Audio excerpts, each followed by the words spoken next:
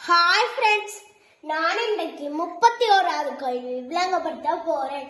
ஒரு கயிறு 3 சமமான துண்டுகளாக வெட்டப்பட்டு அதில் ஒரு துண்டு மூன்று சமமான துண்டுகளாக வெட்டப்பட்டது.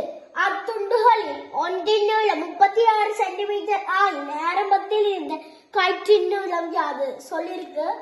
ஒரு கயிறு 3 சமமான துண்டுகளாக வெட்டப்பட்ட அதில் ஒரு துண்டு மூன்று சம இந்த துண்டு திருப்பியும் 3 சமமான துண்டுகளாக வெட்டப்பட்டது. அத்துண்டுகளில் ஒன்றின் நீளம் 36 அப்படின்னா ஒன்றோட நீளம் 36.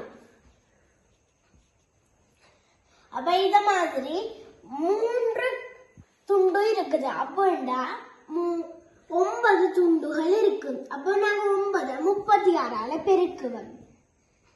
பெருக்கினாங்களுக்கு